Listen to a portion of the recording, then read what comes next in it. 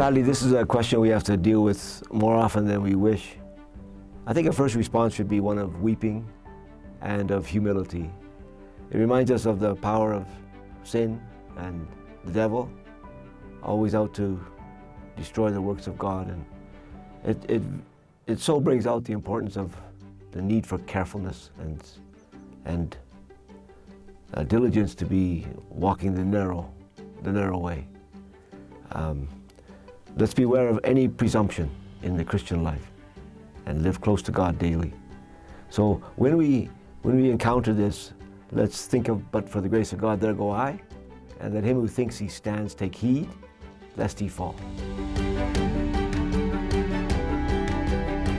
So there have been leaders who have fallen, who have had wonderful speeches and books written that are very good. The truth of the material that they have spoken or written remains the same and may have been very much used for the conversion of people and for the building up of Christians.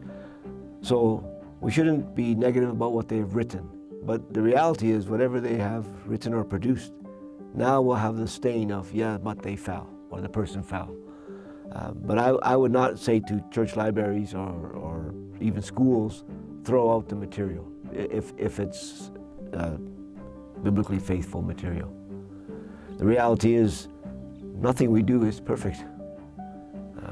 But it is a fact that, because a recent case I know, people have asked what do we do with his material in the library. I said, well, we should keep it, but it's forever stained now.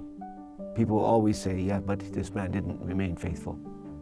It's a sad reality. It should just help us be all the more cautious ourselves. To endure to the end is the challenge.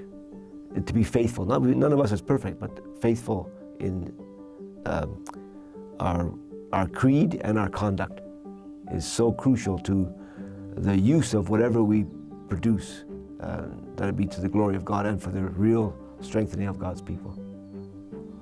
When someone falls in a major way, it puts a big question mark behind what they say, no matter how good it is. This is the power of Jesus' life. His creed and his conduct was absolutely perfect. That's why we know he's the way, the truth, and the life. It should lead us to constant prayer. I think especially when we have any church leadership position, any authority in the Christian world or Christian context, let's be very careful to live lives consistent with our confession. I did write a text here for myself, thinking about it. Lord, help me to persevere.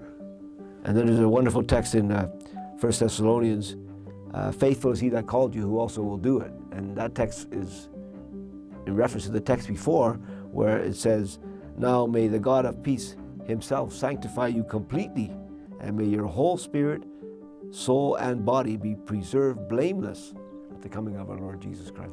So when our lives are like that, by God's grace and Spirit, then also what we do may really be blessed by God. And that's our responsibility.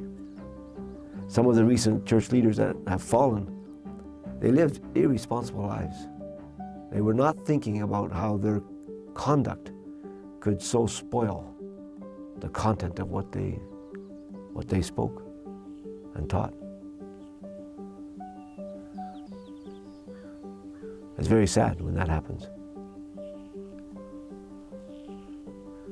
It's hard on the youth, on the up-and-coming generation, when they hear someone and they really appreciate what is being taught, and then they see a double standard.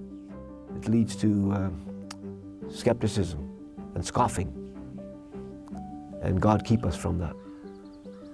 So I pray when these things happen, Lord, have mercy on us.